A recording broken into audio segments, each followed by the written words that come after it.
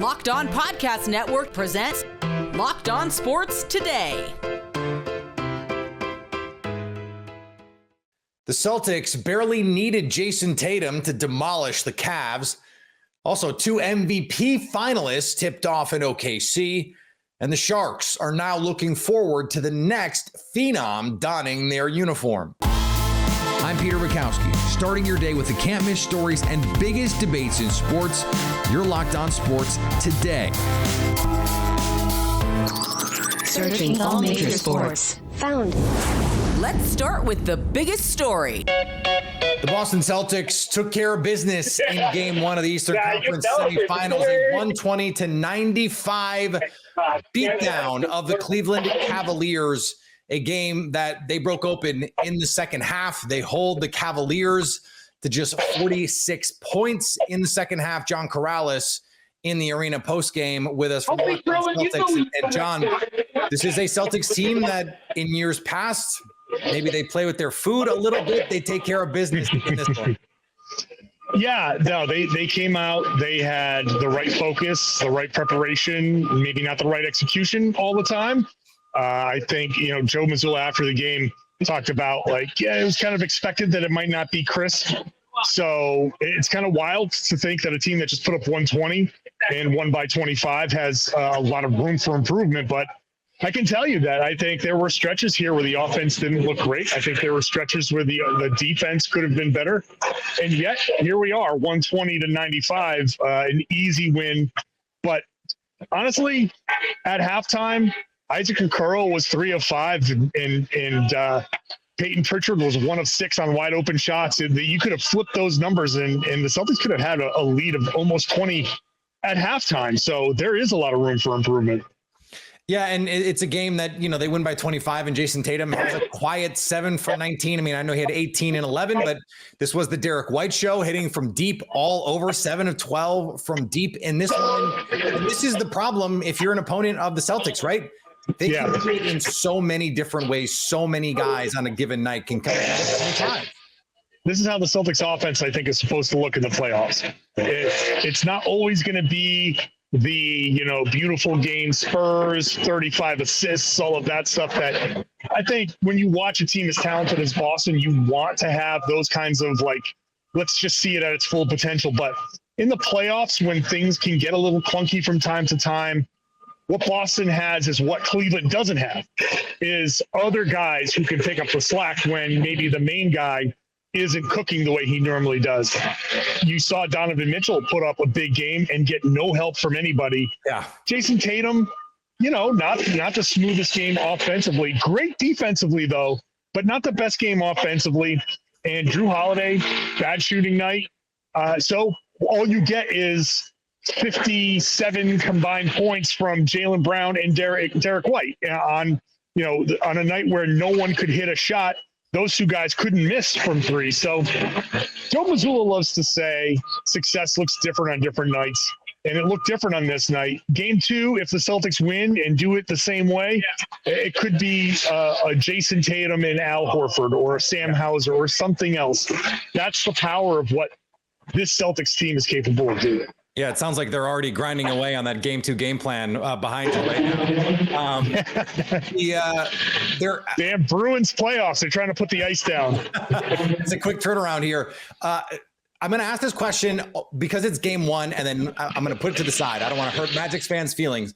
But do you think in dark rooms where they whisper quietly and maybe have had a cocktail or two, the Celtics are a little relieved that they do not have to deal with the Orlando Magic and the way that they defend and all those things?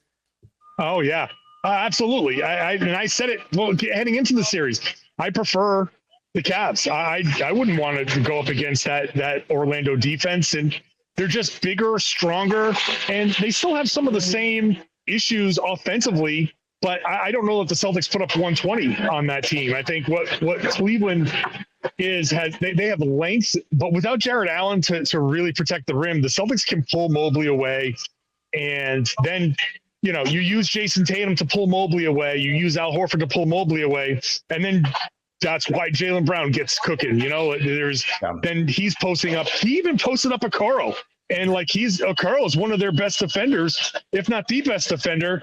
And Jalen was like, you know what? No, I'm going at this guy because there's no one at the rim to stop me. So I know I can get up over him. So that's the difference, where I don't know that you have that luxury with as much length as Orlando has deep into their bench. So yeah, it's advantageous for the Celtics that the Magic weren't ready to quite live up to their potential yet. Stay up to date all year on the Boston Celtics by subscribing to Locked On Sports Today and Locked On Celtics on your favorite podcast app and on YouTube. Thanks for making Locked On Sports Today your first listen. Coming up, Luka and SGA got things rolling in OKC last night. Before we get to that, Rudy Gobert on the verge of making history. We've all been there, either as a player or a fan. It's halftime and the scoreboard is not looking good. You're feeling low, not sure you or your team can pull out a win. That's when you dig deep, you lift your head up, and you say to yourself, time to get back in the game, pull off some bank heists, and take as much of my friend's money as I possibly can. That's right, the smash hit mobile game Monopoly Go lets you compete with your friends to get the most riches and the biggest empire. It's the Monopoly you love, but on your phone, anytime, with tons of new twists, including leaderboards to compare your progress to your buddies. There's so much to do. Play on countless dynamic Monopoly boards. Make your friends bankrupt by smashing their landmarks with a wrecking ball. Charge other players rent for your iconic properties. You can even work with your friends to crack open community chests and in tournaments to get extra rewards and climb the leaderboard. So get back out there, put on your game face, and download Monopoly Go, now free on the App Store or Google Play. Are you watching Fox Sports or ESPN on your TV all day? Have to turn down the volume with all that shouting? Make the switch to Locked On Sports Today, a free 24/7 sports streaming channel programmed for you every day to bring you the biggest stories without all the screaming. Locked On Sports Today brings you can't-miss analysis, opinions, and news, streaming 24/7 on YouTube or the free Amazon Fire TV channels app, part of the Locked On Podcast Network. Your team every day.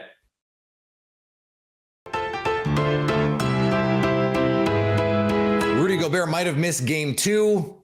He did not miss many defensive rotations this past season. He is your defensive player of the year, joining just 2 other players in the history of the association who have won the award 4 times. Dikembe Mutombo and Ben Wallace now have Rudy Gobert as company. He won his first 3 awards with the Utah Jazz during the 18, 19, and 21 seasons.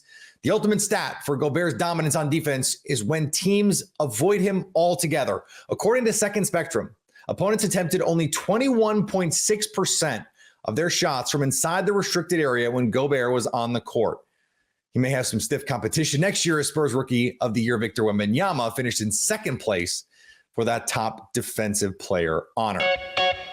On the playoff ice, the Rangers and Hurricanes went to OT in game 2.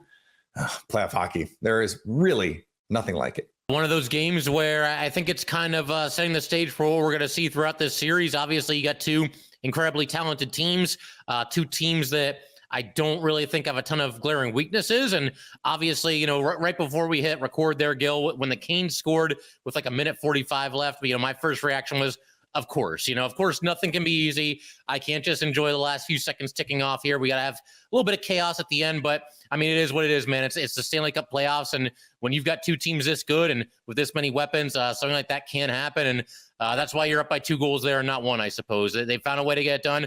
Wasn't perfect, but overall, you know, I thought they played well, and hopefully they can just keep it rolling. In NFL news, Joe Burrow is feeling good and has been throwing for a month. The Bengals signal caller is coming back from a torn ligament in his wrist, and he feels good about his recovery. I think I'm fully cleared for everything other than contact right now. That'll come in the next month probably, but it's no rush. Season doesn't start for a while, so we're in a good spot. And on the diamond, the LA Angels dominated the Pittsburgh Pirates. Jeff Fletcher of the OC Register tweeted out the Angels lineup as he usually does against the Pirates today, and here were some of the comments. Nothing gets me fired up like watching Kevin Pillar play baseball. Let's see. This is not a good lineup. How do we expect to win games? Predicting a 7-2 loss today. This is one of the most depressing May lineups we've ever had. And there was a good one here. This is absolutely unwatchable. Almost everyone in this lineup should be in the minor leagues. That's accurate. However, the Angels won 9-0 today, and I believe it was Locked On Angels who tweeted, "Today will be one of those lineups we scoff at and they somehow pull off the win." That's Angels baseball for you. Look, Kevin Pillar had a career-high 6 RBIs with 2 home runs. Patrick Sandoval goes 7 scoreless against the Pirates, got away from his 4-seam fastball, which is trash. Mike and I are going to talk about this one on Locked On Angels. Please join us. It was a pair of MVP candidates squaring off in Game 1 of the West semifinals. Oklahoma City Thunder against the Dallas Mavericks, and it was SGA and company prevailing, a 117-95 win over the Dallas Mavericks. Speaking of the Mavericks, Nick Angstad from Locked On Mavs in Oklahoma City. He joins me now. And Nick, Luka Doncic, Kyrie Irving, they have been awesome in this postseason. Luka, not so awesome tonight. 6 of 19 in this one. Just couldn't quite get it going. What was the problem there? Yeah, for the Mavericks, if Luka Doncic is playing at 50%, which is what he was looking like he was playing tonight, they're not going to win this series. They're just not. I mean, they need Luka at, 75, 80%. If they could get 100% of Luka, that would be amazing. But in the Clippers series, he was dealing with a right knee sprain. He was probable coming into this game with a right knee sprain. He's been dealing with that for a while, even going back into the regular season, and far back in the regular season, he's been dealing with knee and leg and calf and all kinds of thigh, like any part of the, like, if you think about eating chicken. Like a chicken leg, yeah, he has dealt with it at some point in that right leg and the left leg, honestly.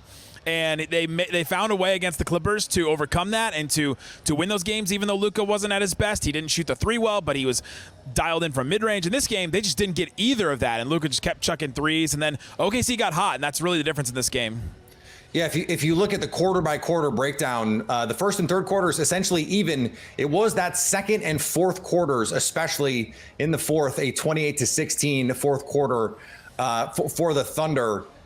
What went wrong in particular for Dallas?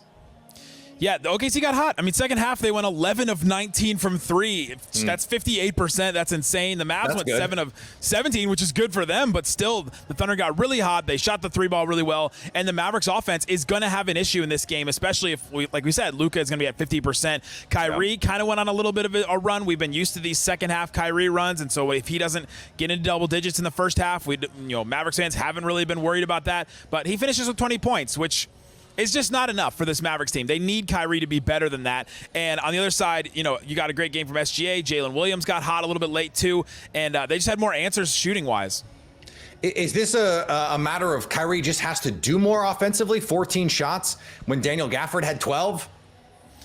Yeah, he just has to. He really does. It's one of those things. I've been calling him the Human Torch. Luka is Mr. Fantastic. Kyrie is the Human Torch. I don't know who the other Fantastic Four members are, but I think that Kyrie is just flame on. He can turn on the scoring whenever he wants to in a game, and he's just got to be more aggressive and find his moment. He has deferred at different times and wants to be a great teammate and all that, but with Luka playing the way that he is, they need that Kyrie that had 40 points in that game against the Clippers. They need that Kyrie that goes off for 28 in the second half. They need that kind of Kyrie in this game, and they just didn't get it at a certain point, and that's a big difference in this game. And then SGA was able to come through for the Thunder. The free throw shooting also a big part of this game. I know this is going to be a talking point in any playoff series. It seems like we have to talk about the officials. I know you don't want to talk about the officials, but we have to talk about the officials. I do want to talk about one specific official specifically, and there's something that I had never seen before. And Peter, in your many years of covering the NFL, tell me if you've ever seen this in the NFL, because I've certainly never seen it in the NBA. There was a play where Kyrie Irving swatted the ball out of Chet's hands. He may have gotten a piece of his nose on the way down, but Chet really sold that call, and they didn't get it. It was an out of bounds. Mavs got the ball. And they're replaying this on the video board over and over again. OKC fans are known to be very loud, very involved, and all this. This arena is about half the size of what the Mavericks one is, just by sheer volume, and so it's so loud in here. There's booing and refs you suck chants all over while this video is being replayed during a timeout on the board. And as soon as that video is done being replayed, they show Tony Brothers full body, full screen on the video board, and immediately he gets a boo. He looks up at the video board, and Tony Brothers just sees himself on there getting this giant boo and just kind of smiles at the camera. And then that was in the first quarter, and then they got the second quarter where the Thunder got 17 free throws. SGA had a 1,000% free throw rate in the first half. I mean, it was just a very weird instance where I'd never seen that before, of a ref getting put on the video board. And then OKC getting a bunch of calls that they got and finished the game 21 of 28 from the free throw line, and that they got a big advantage there. I guess that's why they call it home court advantage, Nick. I guess. Stay up to date on the Dallas Mavericks all year by subscribing to Locked On Sports Today and Locked On Mavericks on your favorite podcast app and on YouTube. Coming up, the Sharks are ready for a generational talent to skate in San Jose next year. I've got a wager for you over at FanDuel, and you're going to want to pay attention to this one. Of course, if you're a new user, you can get $150 in bonus bets with your first winning $5 bet. But you're going to want to hear about this. I gave you a winner yesterday. I'm going to give you a winner today.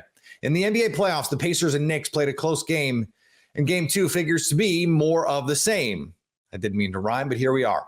FanDuel likes the Knicks at home and has them favored by 4.5 over the Pacers.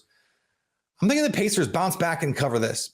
You can also check out the lines on the other NBA and NHL playoff games, whether they be money lines on who you think will win, point spreads, or puck lines. FanDuel has it all. FanDuel is America's #1 sportsbook for myriad reasons, but chief among them, how they treat new users. Start using FanDuel today and you can get $150 in bonus bets with your first winning $5 bet. Just head over to FanDuel.com/lockedon. That's FanDuel.com/lockedon for $150 in bonus bets with a winning $5 bet. FanDuel is America's #1 sportsbook and the official sportsbook of Locked On. Ladies and gentlemen, they got him. That's probably how the San Jose Sharks are feeling right now. They won the NHL draft lottery and now will add a potential generational talent to their team. The Sharks, this is a huge moment for them. And just as a quick reminder, this season, right? Minus 150 goal differential, one of the worst goal differentials in the past 40 years in the NHL. You had nine game losing streaks 4 different times. All right. Multiple games where you gave up double-digit points. Captain Logan Couture playing 6 games this year. Franchise favorite player, Tomas Hertl, getting traded at the trade deadline. Erik Karlsson coming off of Norris getting traded before. And all that goes away. It's all gone. Because the future, guys, the future is bright as hell. Okay? You have Macklin Celebrini. You have Will Smith, who's going to be coming at some point. And we'll talk about Will Smith here at the end, too. You got a legitimate, like, this is the best prospect the Sharks have had since Patrick Marleau. And even then, like, Patrick Marleau still would say, this is the best prospect the Sharks have ever had. I will go that far. This is the best prospect the Sharks have ever had in their system. And you got him. You got him. Everything from this year wiped away. Who cares? This is why you lost all those games, to put yourself in the best possible position to get Macklin Celebrini. And we did it. Okay. We did it. We did the thing. And yeah. Other great news. The Sharks also get the 14th pick from the Pittsburgh Penguins. So that was also solidified. We had a feeling that was going to happen, right? It was like a 1.5% chance that they would move up, but it's officially official. The Sharks now have 4 picks in the top 42, thanks to their pick, the Pittsburgh Penguins pick, the first overall pick of the second round, and the Devils pick from the Timo Meier trade. Mike Grier, it has not been pretty. It has been ugly, but we have watched some gruesome hockey this year. There has been many times where just getting on here to record after a game has been a chore. And this doesn't mean Macklin Celebrini isn't going to solve all the Sharks' problems, right? There's still going to be more pain ahead.